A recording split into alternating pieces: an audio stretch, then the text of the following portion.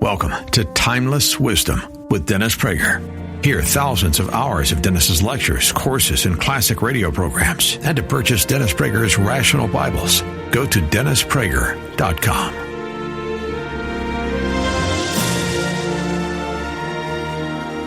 So why is there such a war and alienation from religion in our society, from Judaism and Christianity?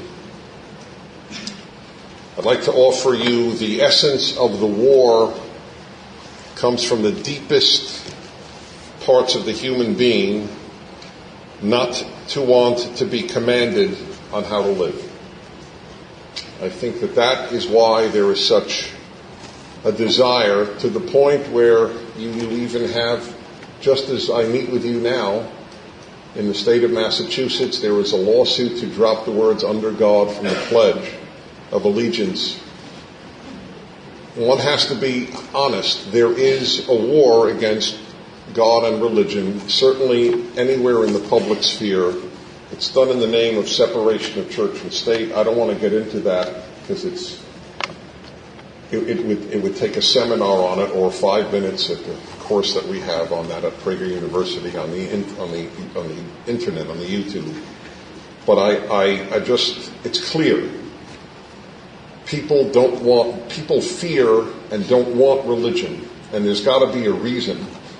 And I am convinced that the battle today is, am I guided by my feelings, or am I guided by something that is higher than myself? In a nutshell, I am convinced that that's what the battle is about, and feelings have become the most important thing. How do you feel about it?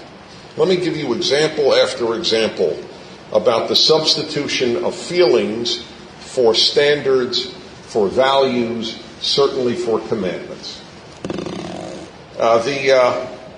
We have substituted "how do you feel about it" for "is it right?" Listen to this from David Brooks in the New York Times. He wrote a column on an academic study concerning the nearly complete lack of moral vocabulary among most American young people. It's very important, that word, a lack of moral vocabulary. Here are excerpts from Brooks' summary of a study of Americans aged 18 to 23, led by the, quote, eminent Notre Dame sociologist Christian Smith, unquote. Quote, when asked to describe a moral dilemma they had faced, 2/3 of the young Americans either could not answer the question, or they describe problems that are not moral at all.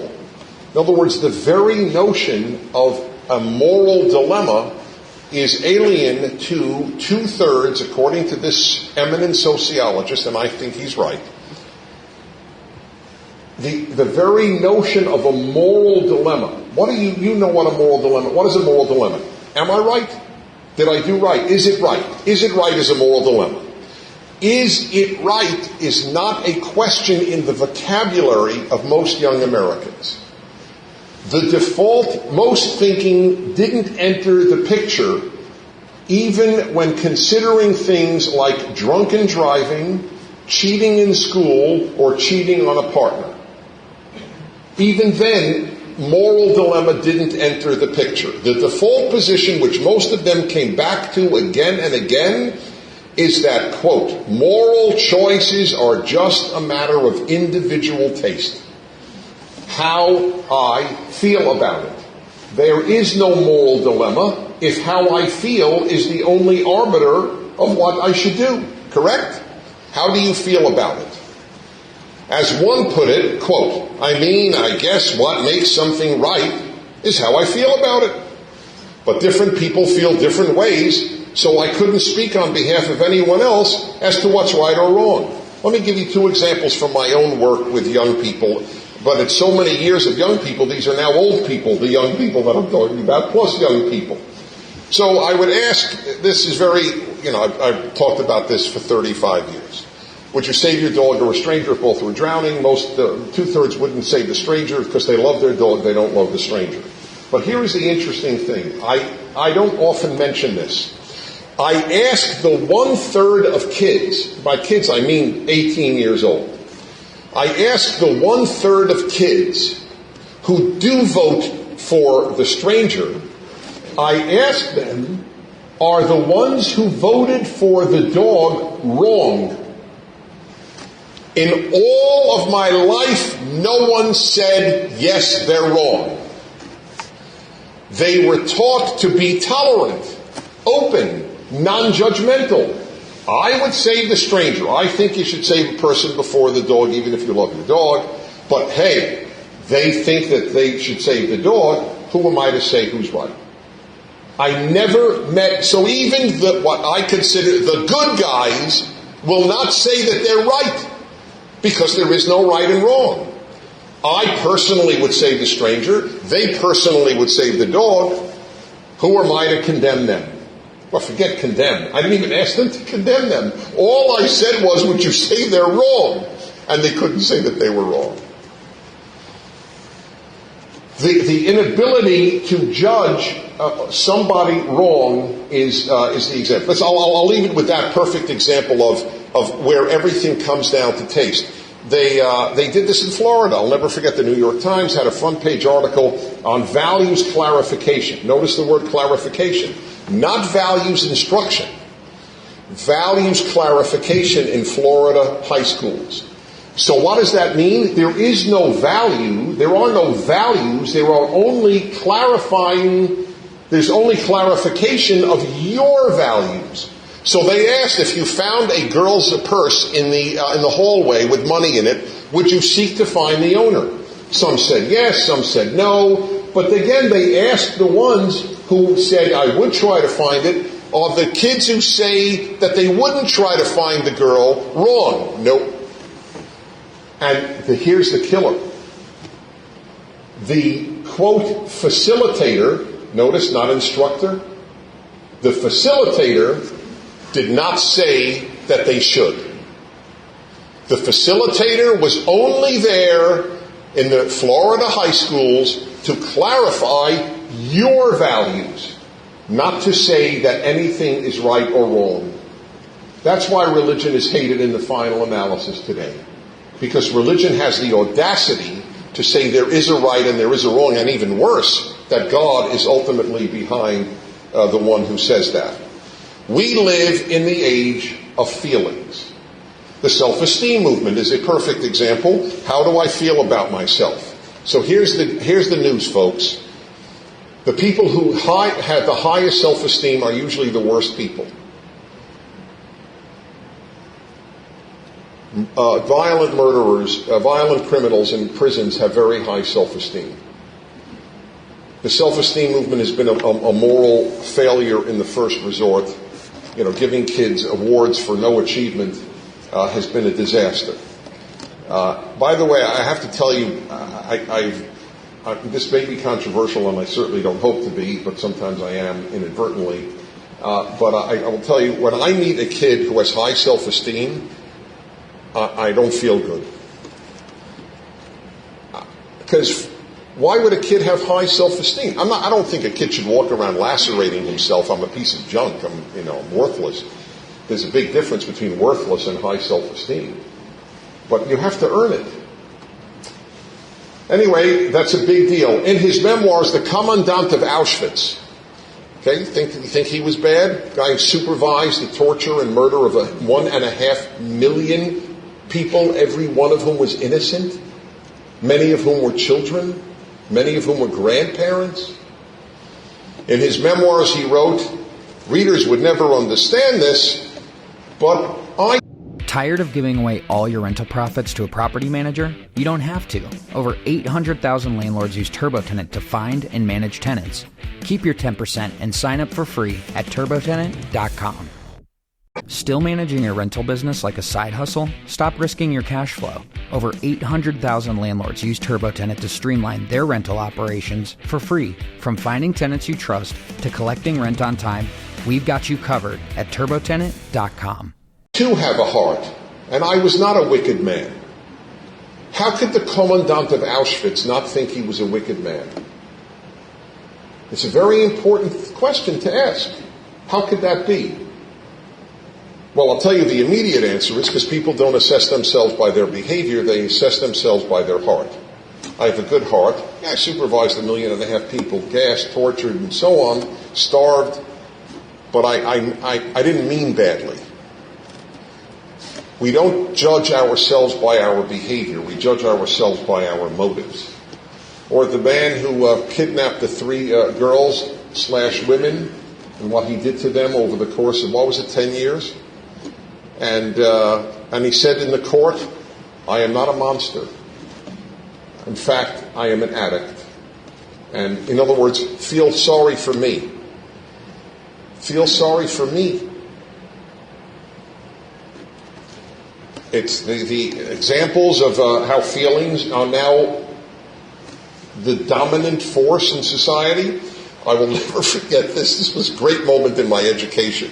I was speaking at a synagogue in my mid-20s in New Jersey. And this was the first time the following happened. A woman got up after my speech and she said, I'm offended by what you said about, I don't remember at all what it was about.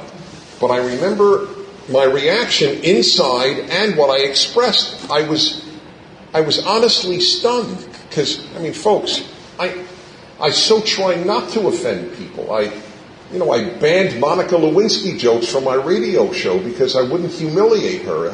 I didn't even humiliate Bill Clinton during a time when there was open season on humiliating him because Jewish law bans public humiliation.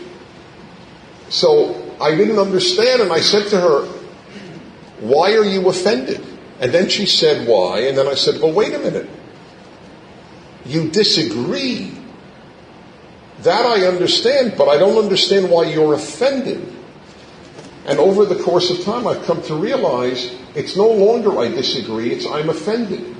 My feelings were hurt. Your feelings shouldn't be hurt if we differ. That's just another example. Or, of course, my favorite, which I never tire of telling, and some here have heard on a number of occasions, but this changed my life in 4th grade. When in yeshiva, Rabbi Fostag announced, boys, it's time to daven mincha, to recite the afternoon prayers. And I walked over very, very respectfully and said, Rabbi, I'm not in the mood to daven mincha. And it was a life-changing moment. Rabbi Fostag, who was from Eastern Europe but knew English but had never heard the words mood and daven in the same sentence. It was a new moment, clearly, for him. And he thought, and he stroked his beard, and he thought, and then he goes, I was known in the Jewish classes by my Hebrew name Shmuel, and he goes, Shmuel Prager is not in the mood to daven mincha. So what? And you don't know, it was probably the best thing I learned in yeshiva was that moment in 4th grade, that my mood and my feelings didn't matter. They were only important to me, not to God, not to Rabbi Fostag, not to making a minyan, nothing. Of course, you couldn't make a minyan in 4th grade, but you get the point. It was so revelatory. You mean my mood doesn't matter? By the way, I just want to tell you, I believe in this so deeply, and this will undoubtedly seem to you to come out of left field or politically right field. But nevertheless, I will tell you, I wrote, thanks to Rabbi Fostag, about, 40 years later, I wrote a column, you can see it on the internet, titled, When a Woman is Not in the Mood. And thanks to Rabbi Fostag, I realized the answer should be, so what? The men are just ecstatic right now, and a number of women want their money back. I appreciate that fact. But I'm telling you that Judaism, by the way, totally agrees with me. By the way, so does Christianity. And Paul's famous statement of your body, to the man, your body is not yours but your wife's, and to the wife, your body is not yours but your husband's. And in Judaism, Judaism actually has listing in the Talmud of sexual frequency in marriage. Because Judaism regards marriage as a contract, not as a feeling. You're in love, that's great. You're not in love, it's very sad, but that's your problem. Our problem is to get you to fulfill your duties. Among the duties of a spouse are sexual duties. And so this goes, you know, by the way, when I wrote this column, and you have no idea how I couch the language, I'm only talking about where your husband is loving and kind and a good man, and we totally understand there will be times you just don't feel well and so on. Nevertheless, if we always wait for the mood, it may take a while, because men and women are generally built differently in this regard. And so in one, I won't even say what website, but a very well-known website titled, had a column, it's all up, whatever on the internet stays in the internet. Dennis Prager advocates marital rape. And why? I even had a woman who wrote that on my show. Said, "Do you really believe I advocated marital rape?" Yes, because you tried to manipulate her feelings. That was her argument. By writing this column, you are manipulating a woman's feelings. It was a little. That's the best I could get out of it in making it coherent. By the way, a guy on the same website wrote, "I can't stand anything Dennis Prager says politically, but this was over the top." He never wrote anything like that. I just want to say to the credit of that website. But please understand, I violated the biggest taboo of the society. I said your feelings aren't as important as your behavior. There are demands that are appropriate to be made on every one of us, independent of how we feel. If I'm telling you, this is the greatest of Judaism's messages. Behavior is everything. Feelings don't matter feelings matter to you and your shrink. To the rest of the 7 billion people, your behavior matters. The whole theme of my happiness hour is that you have moral obligation to act happy. To cheer people up, not to inflict your bad mood upon people. This is what did somebody say amen? Are you married? Is your husband here? You were not amening him. No, okay. I was just curious. Okay. That was usually when one spouse amens, it's a symbol or a sign of something. But anyway, you're right. It does deserve an amen. Here is what matters. Okay, this is the theme of this talk.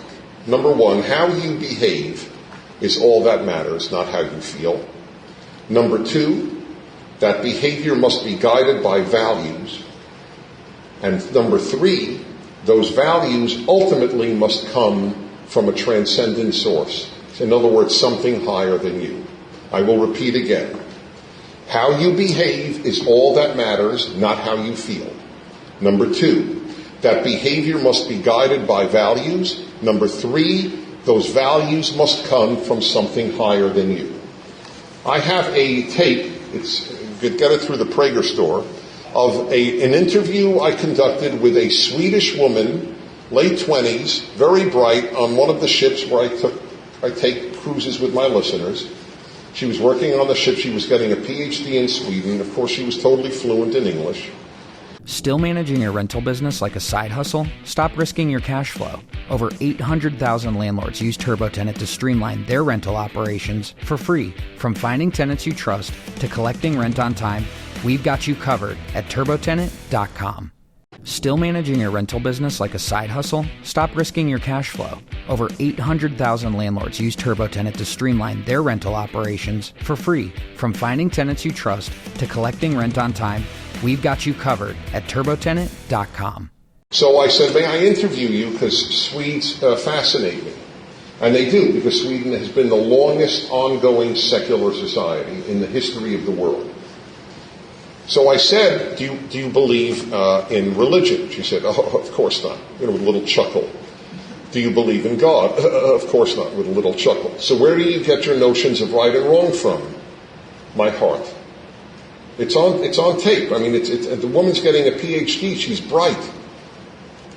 Where else? If there's nothing higher than you to know what right and wrong and what to do, where do you get your values from? That is why, by the way, Judaism would say that there is idol worship involved, because if you don't worship God, you'll worship yourself. It's like that famous saying, he's a self-made man and he worships his creator. It's that sort of thing. I mean, worship means you hold to be most important. If it isn't God, it's you. Or, I mean, obviously it could be a cause. It could be the nation could be higher than you. It doesn't have to be you, but it usually is. Now here is something that I never realized until just this past year. Everything is a value. Everything. Example. Remember, even if you don't remember it, if you're not old enough to remember the song, I know that an American TV series used this as its theme, love and marriage go together like a horse and carriage.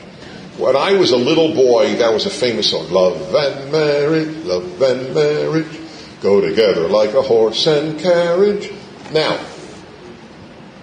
that would never be sung today except as a funny illustration of what people thought in 1950 America. It would be almost, it would be almost as irrelevant as a horse and carriage.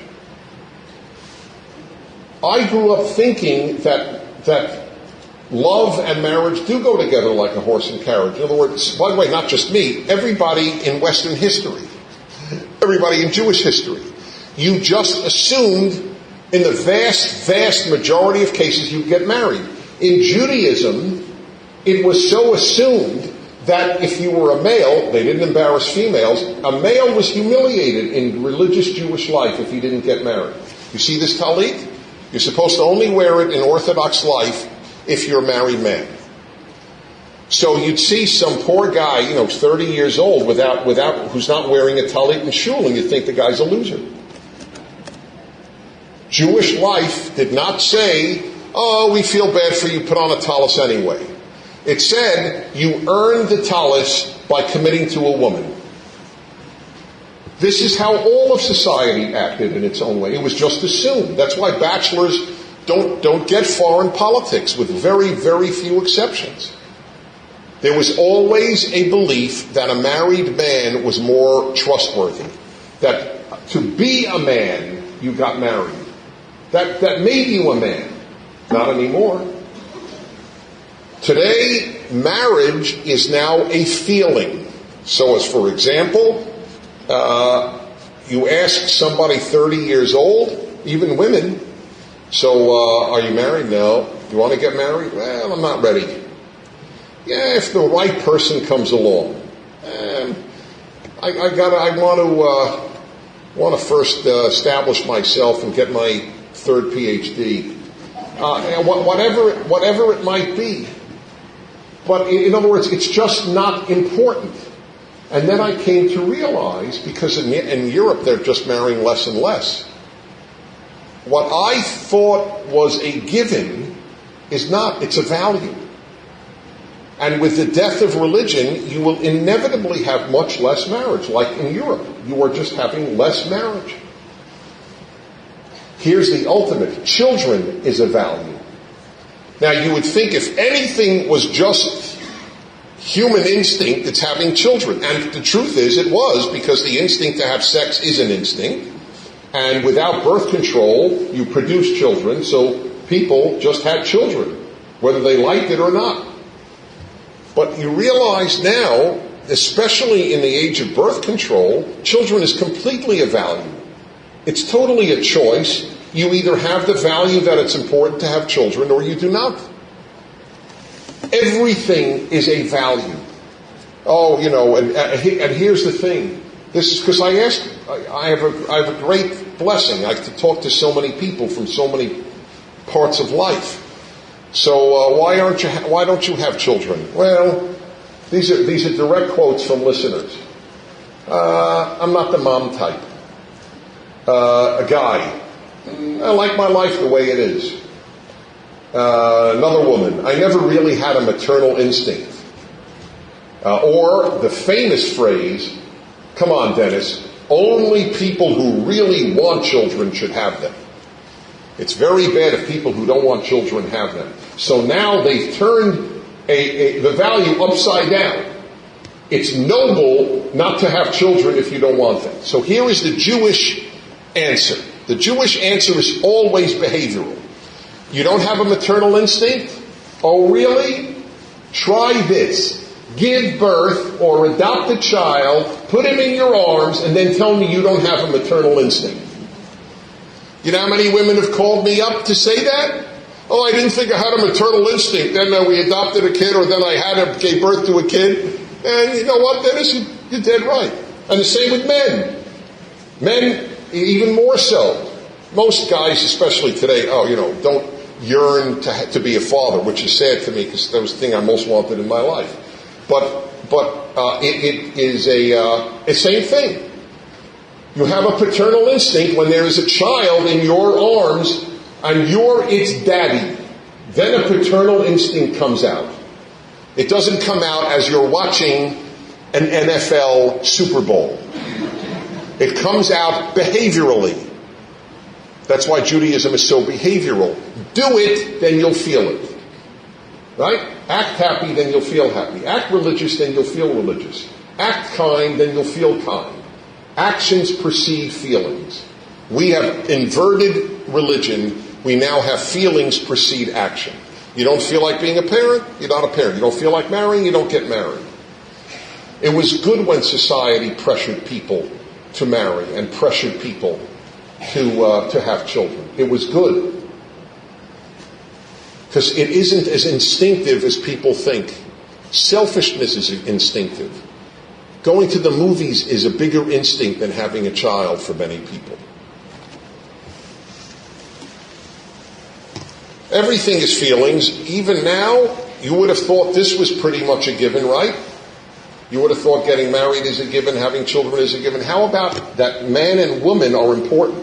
Even that is now a feeling. If you feel you're a man, you're a man. If you feel you're a woman, you're a woman. If you don't feel it, you're not. There is a movement to have birth certificates in the United States, and I predict it will pass. Birth certificates will list male, female, and to be determined. I predict it. It will happen within 10 years.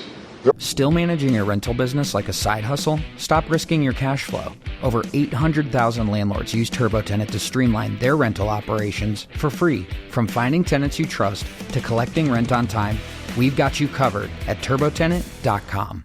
Still managing your rental business like a side hustle? Stop risking your cash flow. Over 800,000 landlords use TurboTenant to streamline their rental operations for free. From finding tenants you trust to collecting rent on time, we've got you covered at TurboTenant.com. Possibly 5. It's already begun if you sign up for Google+. That's pretty widespread, Google+. Check it out. After the holiday, check it out. Gender, male, female, other. Sweden now has schools where there is no sex. Children are given a name that has no gender. And they made up a new name. And there's he, there's she, and then there's Z. Z is neuter. So they don't call the children boy or girl. They have them dress in each other's, in male and female clothing, because in Sweden, these parents and these teachers don't want to impose gender identity on a child. This is what is happening in the United States. You may say it's wonderful, but all I'm telling you is even that has been reduced to feeling. You feel you're a girl, you join the girls' basketball team. You're 6'6", and the girls are 5'9", doesn't matter. You feel you're a girl, you may join it. Now, are there legitimate transsexual cases? Of course there are. That's a separate issue. I'm not talking about that. There's a tiny, tiny, tiny sliver of people who psychologically seem to have no connection to the genital predisposition, but it's exceedingly rare. Human worth is now feeling. Again, I feel for my dog. I don't feel for the stranger. I act on feeling. So, I just want to repeat. 1, how you behave is what matters, not how you feel. 2, that behavior has to be guided by something called values. And 3, those values must emanate from something higher. And that is my case for what we call revelation. That's why I believe the Torah is from God. If Torah isn't from God, then we're back to feelings again. I don't agree with this part. I do agree with this one. This is how I feel. This is how I don't feel. So what comes from something higher than you? This is the question I think we should ask ourselves on a day like this. Is there anything higher than me that I have to obey even if my feelings are counter? And finally, I just want you to understand this is true for the atheist just as much as it is for the religious person. See, they act like only we religious people have faith. If you believe that killing children is wrong, that is as much a leap of faith as my belief that God said killing children is wrong. It is a faith statement, not an objective truth that murder is wrong. It's faith.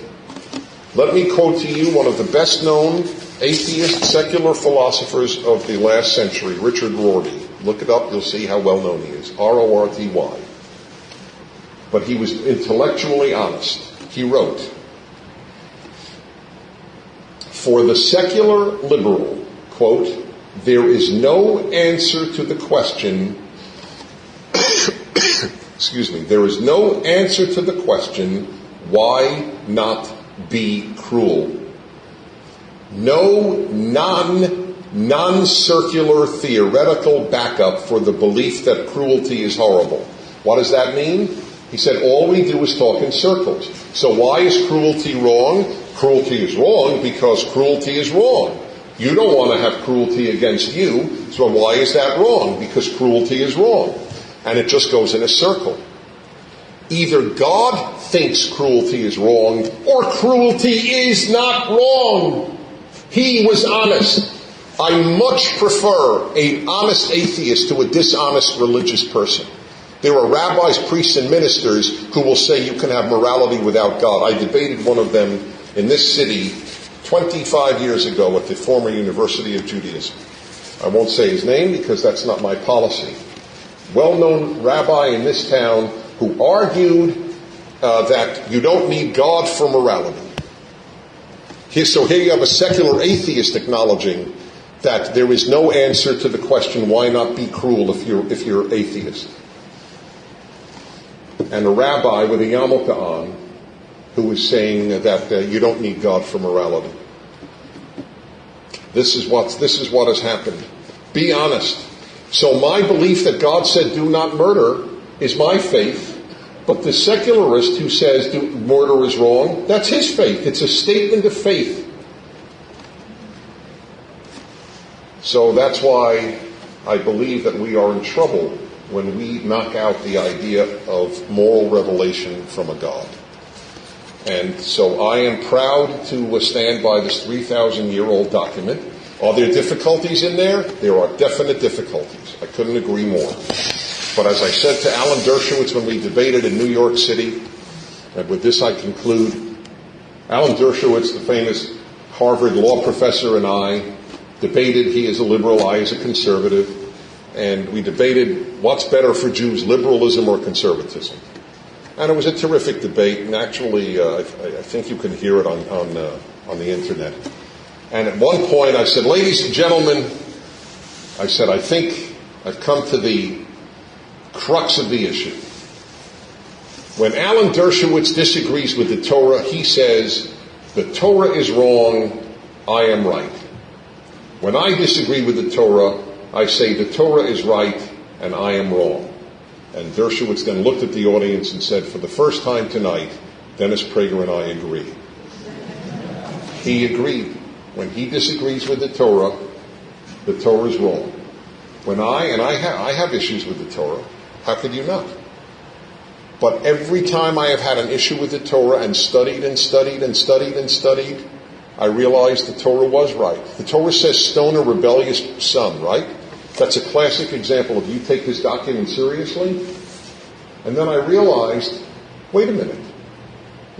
This was one of the great moral advances in human history. The Torah said that if you have a totally rebellious child, and not a child who says, no, I'm not going to go to bed now, but a truly bad child, you take him to court. The court stones him. The first civilization in history to take the right to kill a child out of parents' hands was the Torah. It was brilliant what the Torah did. You can't touch him. Well, touch him maybe. You can't kill him. Only the court can. But we don't have a record of a court killing a rebellious child in all of Jewish history. So the Torah ingeniously kept parental authority but ended child killing. Okay? So because of my attitude, the non-Dershowitz attitude, I believe, come on, there's got to be a reason the Torah did this. It didn't believe in stoning children, and of course it doesn't. It took it out of parents' hands. To this day, there are honor killings throughout the Middle East, correct? Torah banned this, as it were, 3,000 years ago. So, it's worth considering, and I want to leave you with that point number one. Behavior is what matters. You teach that to your children. Not how you feel, how you act. That's everything. This has been Timeless Wisdom with Dennis Prager. Visit DennisPrager.com for thousands of hours of Dennis's lectures, courses, and classic radio programs, and to purchase Dennis Prager's Rational Bibles.